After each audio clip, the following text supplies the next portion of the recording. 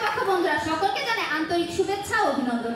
আজকের বিতর্কের বিষয় নির্ধারিত হয়েছে সোশ্যাল মিডিয়ার অবাধ ব্যবহার কিশোর কিশোরীর অপরাধ বৃদ্ধির অন্যতম কারণ। সঙ্গত কারণে আমি এবং আমার দল এর পক্ষে অবস্থান নিয়েছি। মাননীয় মডারেটর, আমার প্রথম বক্তা দ্বিতীয় বক্তা সোশ্যাল মিডিয়ার অবাধ ব্যবহারই কিশোর কিশোরীর অপরাধ বৃদ্ধির অন্যতম কারণ তা আমার প্রতিপক্ষ বন্ধুদের চোখে আঙুলে দেখিয়ে দিয়ে গেছে এবং আমিও আমার দল হিসেবে এটি প্রমাণ করে যাব। মাননীয় মডারেটর, আজকের বিষয় শুধু যুক্তিতর্ক নয়, বরং এটি আমাদের সমাজের এক গভীর বাস্তবতার প্রতিফলন। আমার দল মনে প্রাণে বিশ্বাস করে যে সোশ্যাল মিডিয়ার অবাধ ব্যবহারই কিশোর কিশোরীর অপরাধ বৃদ্ধির অন্যতম কারণ। কারণ যেখানে শৃঙ্খলার অভাব সেখানে নিয়ন্ত্রণহীনতা জন্ম দেয় অপরাধকে। মাননীয় মডারেটর, সোশ্যাল মিডিয়ার অবাধ ব্যবহার কিশোর প্রজন্মের মানসিকতা ও চিন্তাধারাকে অস্বাভাবিকভাবে প্রভাবিত করছে। তারা দিনরাত ফেসবুক, ইনস্টা, টিকটক ইত্যাদি ভার্চুয়াল জগতে মগ্ন। মাননীয় মডারেটর, এই প্ল্যাটফর্মগুলোতে দেখা যাচ্ছে যে হিংসা, অশ্লীলতা ও ভোগবাদিতার অসংখ্য ভিডিও। মাননীয় মডারেটর, সোশ্যাল মিডিয়া কিশোর কিশোরীদের যে অপরাধের দিকে ঠেলে দিচ্ছে তা সম্পূর্ণ স্পষ্ট।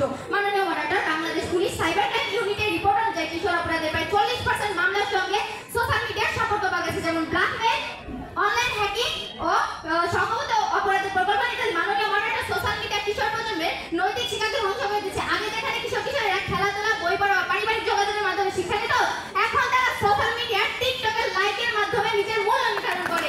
এই টিকটকের স্বীকৃতি না পেলে, তারা লাইকের স্বীকৃতি না পেলে মানসিকভাবে ভেঙে পড়ে হতাশায় ভোগে, এমনকি অপরাধমূলক কাজ করে নিজেকে প্রমাণ করার জন্য। মাননীয় মডারেটর, মনোবিজ্ঞানীরা বলেছেন যে সোশ্যাল মিডিয়ার অবাধ ব্যবহার কিশোর কিশোরীদের মধ্যে নৈতিক শিক্ষার পতন ঘটাচ্ছে। মাননীয় মডারেটর, তাহলে আমার প্রতিপক্ষ বন্ধুদের নিকট প্রশ্ন রেখে যেতে চাই যে সোশ্যাল মিডিয়ার অবাধ ব্যবহার কিভাবে কিশোর প্রজন্মকে উন্নত করতে পারে।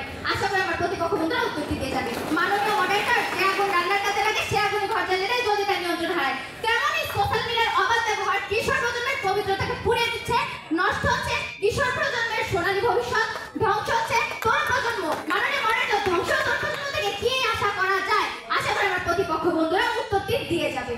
মাননীয় মডারেটর, আমাদের এই সমাজ নির্ভর করে কিশোর প্রজন্মের উপর, আর যদি সেই কিশোর প্রজন্মই এই বিভ্রান্তে ডুবে যায় এবং অপরাধমূলক কাজ করে, তাহলে আমরা কেমন ভবিষ্যৎ করছি?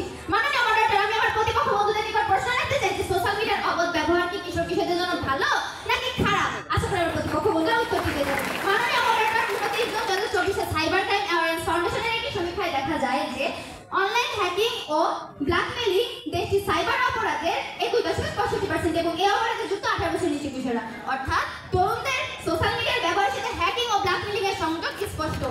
মাননীয় মডারেটর, 9 অক্টোবর 2017 আলো পত্রিকায় একটি প্রতিবেদন দেখা গেছে যে সোশ্যাল মিডিয়ার একটি গেম যার নাম ব্লু হেল খেলার কারণে অপূর্বা বর্মন স্বর্ণা নামে 13 বছরের এক কিশোরের মৃত্যু হয়। এছাড়া আরো দেখা যাচ্ছে যে প্রিন্স মামু নামে একজন কিশোর তার মায়ের সমতুল্য একজন সেনা কর্মকর্তার বউ লাইলার সাথে সোশ্যাল মিডিয়া টিকটকের মাধ্যমে পরিচিত হয়ে মানে লাইলার ফ্যামিলিকে ধ্বংস করে দেয়। এগুলো কিশোর কিশোরদের মধ্যে ছড়িয়ে পড়েছে। আর একটি সংখ্যা দেখা গেছে যে 8জন কিশোর কিশোরের মধ্যে 30% বলেছেন ইন্টারনেট তাদের প্রতি একটি শোষণ বা উৎপাত ঘটাচ্ছে। এই 30%-এর 8%-এর বেশি মেয়েরাই বলছেন তারা যৌন এক্সপ্লয়টেশনের শিকার হয়েছে। মাননীয় মডারেটর, বর্তমানে দেখা যাচ্ছে ক্রাইম পেট্রোলের বিভিন্ন ভিডিও সোশ্যাল মিডিয়ায় ছড়িয়ে পড়েছে, তা দেখে কিশোর কিশোরীরা কিশোর গ্যাং তৈরি করে সিরিয়াল কিলারের মতো ঘটনা ঘটেছে। মাননীয় মডারেটর, আমি আমার জীবনের একটি বাস্তব উদাহরণ তুলে ধরতে চাই।